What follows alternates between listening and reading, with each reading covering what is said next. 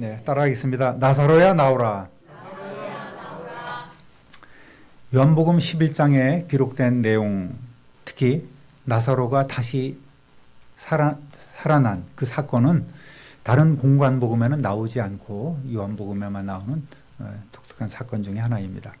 특별히 요한복음은 하나님의 아들 되신 예수님의 신성, 즉 예수님이 하나님 되심을 강조하고 있는 내용이 나옵니다. 1장부터 12장까지 쭉 읽어보면은 예수님의 신성을 입증하기 위해서 7가지의 그 표적, 7가지의 사건들이 나옵니다.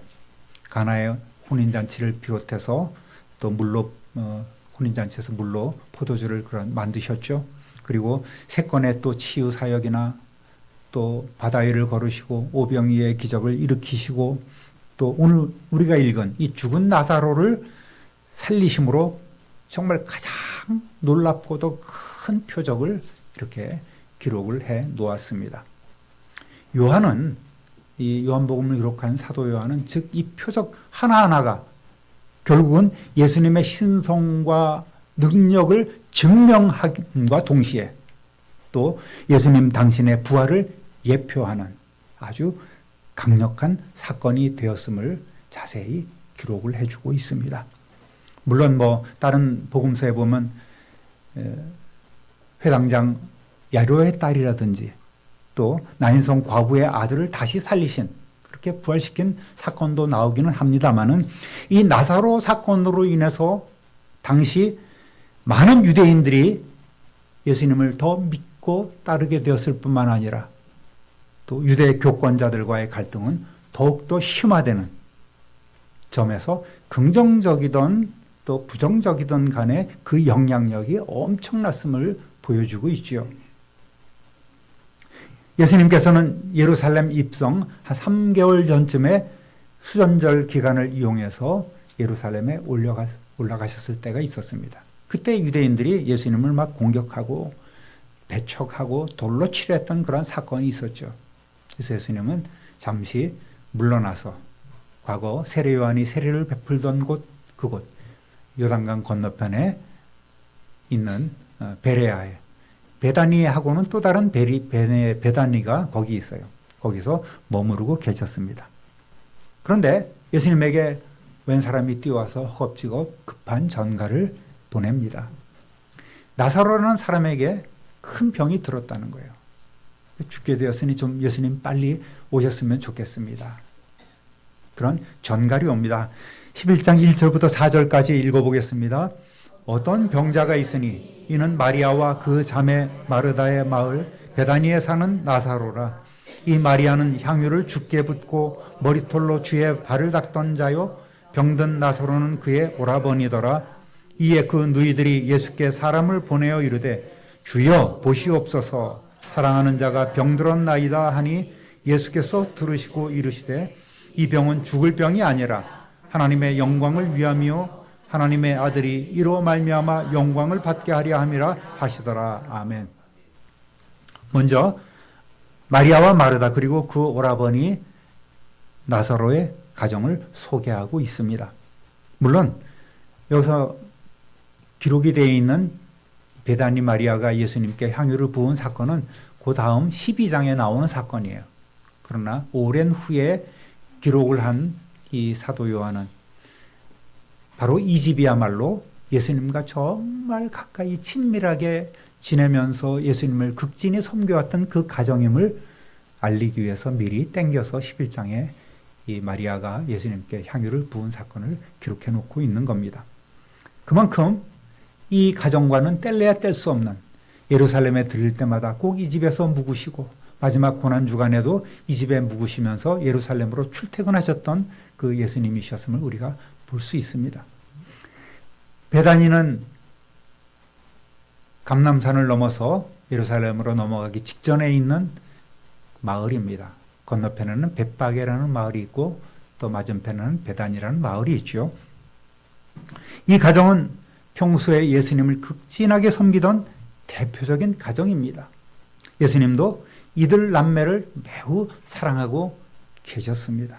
그런데 예수님께 급한 전가를 보내면 예수님께서 얼른 달려와서 나사로를 고쳐주실 줄 알았는데 예수님이 뜸을 들이시는 거예요. 이 병은 죽을 병이 아니라는 거예요. 하나님의 영광을 위함이요 하나님의 아들이 이로 말미암아 영광을 얻게 하려 함이라고 이렇게 예수님께서 말씀을 하십니다. 그리고 이틀을 더 거기서 묵으시는 거예요.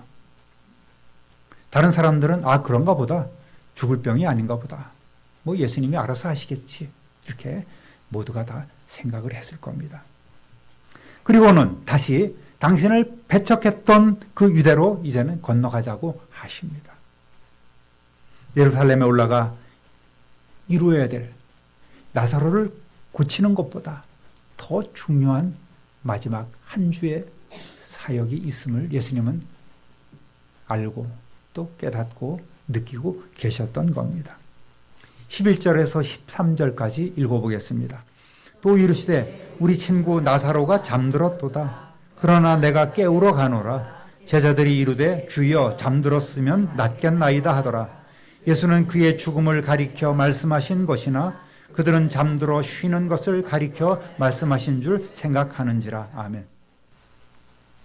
제자들이 육신의 잠을 잔다는 의미가 아니라 나사로가 실제로 죽었다는 그 뜻을 깨닫지 못하고 있는 거예요. 예수님의 말씀을 굉장히 오해하고 있습니다. 잠들었으니까 이제 푹 자고 나면 아마 회복되겠지라는 그런 소망적인 생각을 가졌던 것 같아요. 그런데 예수님은 아니야, 너희 생각이 잘못된 것이라고 바로 잡습니다. 14절 15절 읽어봅니다. 이에 예수께서 밝히 이르시되 나사로가 죽었느니라. 내가 거기 있지 아니한 것을 너희를 위하여 기뻐하노니 이는 너희로 믿게 하려 함이라. 그러나 그에게로 가자 하시니. 아멘. 제자들은 예수님께서 옆에서 앞에서 바로 직접 하신 말씀도 깨닫지 못했는데 오늘 우리는 어떨까요? 오늘 성경을 통해서 말씀을 보고 듣는 우리는 잘못하면 내 마음대로 성경을 해석하고 오해하고 받아들이기가 너무나 쉬운 거예요. 그리고 내 멋대로 내 좋은 대로 판단할 수도 있음을 우리는 알아야만 합니다. 그래서 우리는 날마다 성경을 더 상고하고 이게 하나님의 뜻이 맞나 무릎 꿇어 기도하고 여쭙고 또 말씀을 배우고 이러한 삶을 우리는 살아가지 않으면 잘못하면 내가 복음이 되는 거야. 내 뜻대로 성경을 마음대로 해석할 수 있다는 말입니다. 바로 앞에서 예수님께서 말씀하시는데도 제자들조차 그 뜻을 의미를 해석하지 못하니 오늘 이 글로서 받는 우리는 얼마나 더 그렇게 말씀을 깨닫지 못하는 일들이 많을까요? 그래서 우리는 성경을 더욱더 가까이 해야 합니다. 그런 성도 되시기를 주님의 이름으로 부탁드립니다. 예수님께서 이 가족들의 긴급함과는 다르게 늑장을 부르시면 다 뜻이 있었다고 말씀하고 있습니다. 예수님은 오히려 나사로의 죽음과 그 부활을 통해서 제자들로 하여금 예수님에 대한 확신을 갖게 하고 또 하나님과 당신의 영광을 위한 의도적인 행동이었음을 말씀해 주고 계십니다. 물론 예수님이 능력이 있으시니까 말씀으로 고칠 수 있어요. 나사로의 병이 다 나았으니 걱정하지 마라. 이렇게 선언할 수도 있습니다. 그러나 예수님은 가서 나사로의 병을 고쳐주시려 한 것이 아니라 바로 곧 다가올 당신의 고난에 앞서서 사망 권세를 깨뜨리는 능력도 가지고 계심을 사람들에게 보여주시고 증명하려 하신 겁니다. 16절 읽어보겠습니다. 디두모라고도 하는 도마가 다른 제자들에게 말하여 우리도 주와 함께 죽으러 가자 하니라. 아멘. 도마가 또 헛다리를 짚지요. 나사로도 죽었고 자꾸만 예수님도 곧 죽으신다고 하니 우리도 죽으러 가자 이렇게 호기를 부리고 있는 겁니다. 제자들은 지금 생각이 달라요. 예수님하고 생각이 전혀 다릅니다. 17절에서 20절 또 읽어봅니다. 예수께서 와서 보시니 나사로가 무덤에 있은지 이미 나으리라. 베다니는 예루살렘에서 가깝기가 한 오리쯤 되매 많은 유대인이 마르다와 마리아에게 그 오라비의 일로 유문하여 왔더니 마르다는 예수께서 오신다는 말을 듣고 곧 나가 맞이하되 마리아는 집에 앉았더라. 마리아나 마르다의 반응은 또 다른 설명이 필요해요. 설교가 길어집니다. 그러니까 이것은 다음에 또 다루기로 하고 넘어가겠습니다. 어쨌든 마리아는 그의 신앙 고백과는 달리 표면적으로 굉장히 그런 표면적으로만 나타나는 드러나는 그런 신앙이었음을 보여주고 있고 또 마리아는 그 마음에 예수님에 대한 원망과 상실감이 있었음을 우리는 그 중간의 말씀을 통해서 알 수 있습니다. 예수님은 사람들의 불신앙과 또 죄와 사망에 대한 그 적개심으로 잠시 분노하시면서 또 사람들이 슬피 우는 그 모습을 보고 그들의 슬픔에 대한 공감으로 눈물까지 보이셨지만 여전히 의심하는 사람들에게 단호하게 명령하고 있습니다. 따라합니다. 돌을 옮겨 놓으라. 38절 39절 읽습니다. 이에 예수께서 다시 속으로 비통히 여기시며 무덤에 가시니 무덤이 구리라 돌로 막았거늘 예수께서 이르시되 돌을 옮겨 놓으라 하시니 그 죽은 자의 누이 마르다가 이르되 주여 죽은 지가 나흘이 되었음에 벌써 냄새가 나나이다. 예수께서 이르시되 내 말에 네가 믿으면 하나님의 영광을 보리라 하지 아니하였느냐 하시니 아멘. 당시 유대인들의 무덤은 오늘 우리나라는 옛날에는 이제 봉분을 만들고 요즘은 이제 주로 화장을 해서 납골 이렇게 하는 경우도 있고 또 평장을 하기도 합니다만은 그 사람들은 바위에 또 굴을 뚫고서 그 안에 시체를 안치하고 또 돌문을 이렇게 닫아놓는 그런 무덤의 형태를 보여주고 있습니다. 그리고 그 사람들의 생각이 이스라엘 사람들의 생각은 사람이 죽으면 사흘 정도는 어디로 가지 못하고 그 시신 주위를 돌고 있다는 거예요. 혹시나 살아나면 내가 얼른 들어가야지 하는 그런 마음으로 떠나지 못하고 돈다는 겁니다. 우리나라도 사람이 원한을 품고 죽으면은 어디로 가지 못하고 구천을 떠드는 원귀가 되어가고 이렇게 돌아다니면서 사람 몸에도 들어가고 병을 일으키고 또 말썽을 일으킨다고 하지 않습니까? 어쨌든 이 사람들은 사흘 동안은 그 시신을 떠나지 못하고 있다가 나흘이 지나면은 이제 갈 곳으로 간다고 이렇게 믿고 있는 거예요. 그리고 이 사람들은 사람이 죽으면 7일 동안 이제 애곡을 하게 됩니다. 그런 그 풍습이 있어요. 그런 속설을 믿고 있었습니다. 그러니까 이미 죽은 지 무덤에 들어간 지 나흘이 됐어요. 그러니까 이제는 살아날 수 있다는 그런 소망도 잃어버렸죠.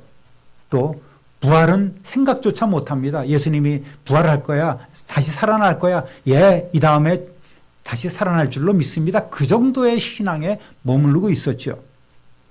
그러니까 벌써 죽은 지 무덤에 들어간 지 나흘이 돼서 시체가 썩기 시작하고 또 냄새가 많이 나니까 예수님 쓸모없는 일 하지 마세요 라고 이렇게 이야기한 겁니다. 40절 읽어보겠습니다. 예수께서 이르시되 내 말이 네가 믿으면 하나님의 영광을 보리라 하지 아니하였느냐 하시니 아멘. 예수님은 이미 앞에서 야 나사로 살아날 거야 이렇게 말씀하셨어요. 23절 24절 다시 또 읽어보겠습니다.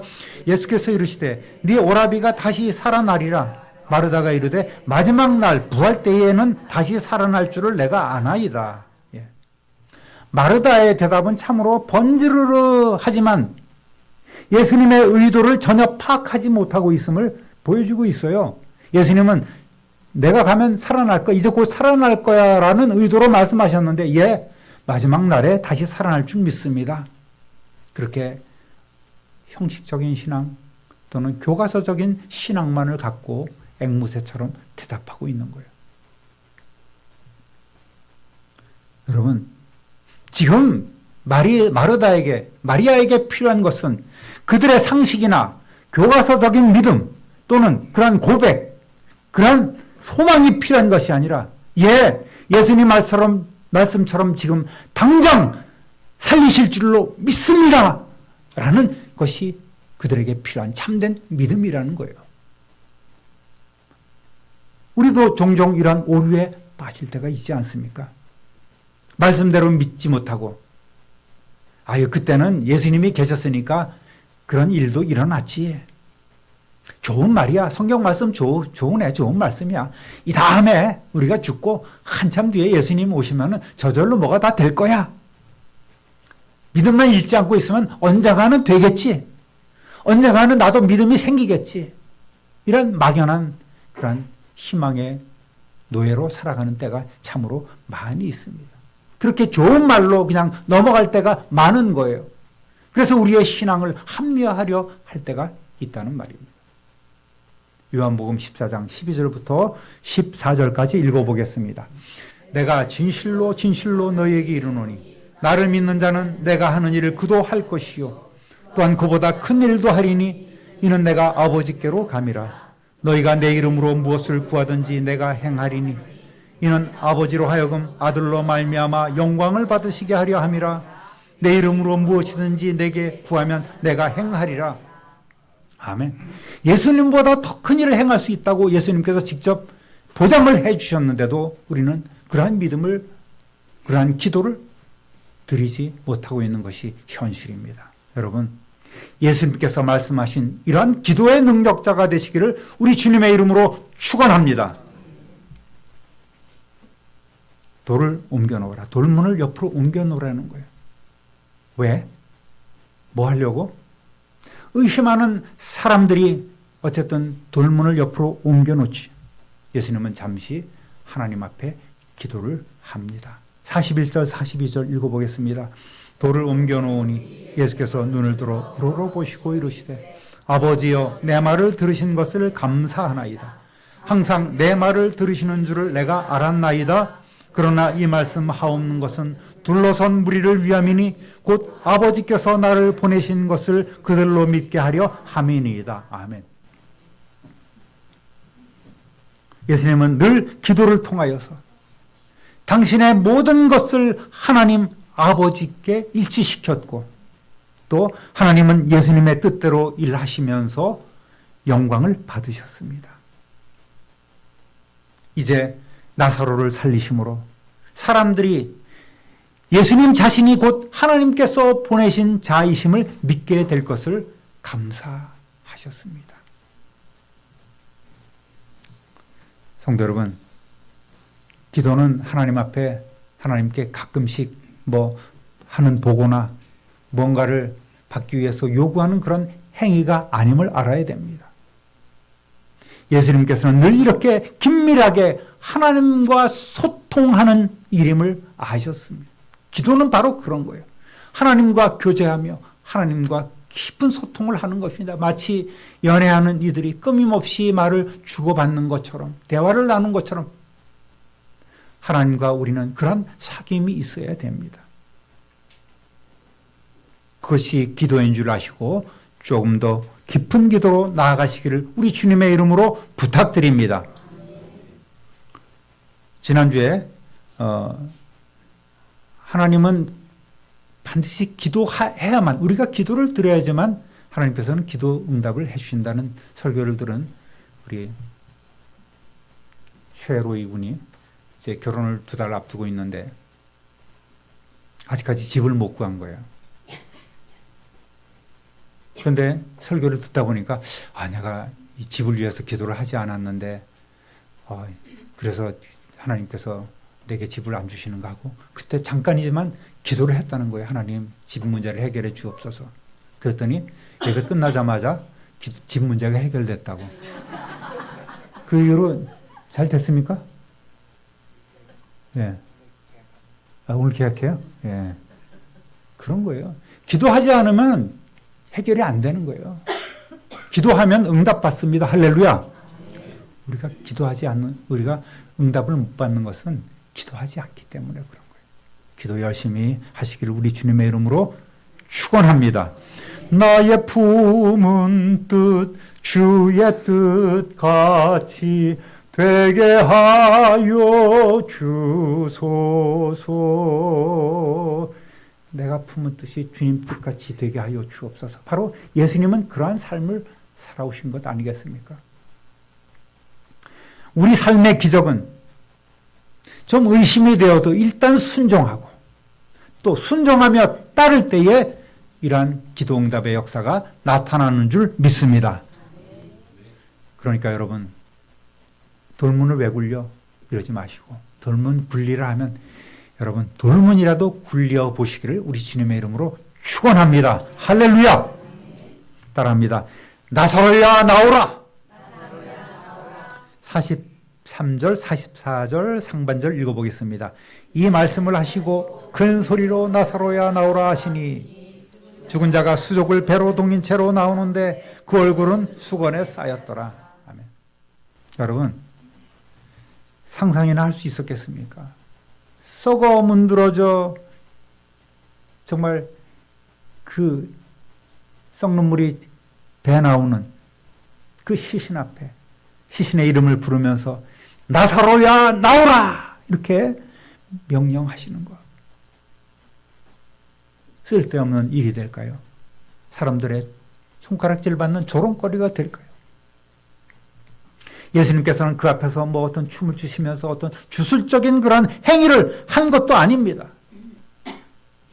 또 목소리가 뭐 커서 그런 놀라운 일들이 생겨난 것이 아닙니다. 예수님의 음성은 바로 하나님의 위엄을 갖춘 지옥 권세가 흔들리고 사망 권세가 쫓겨나는 강력한 충격파가 된 줄로 믿습니다. 할렐루야.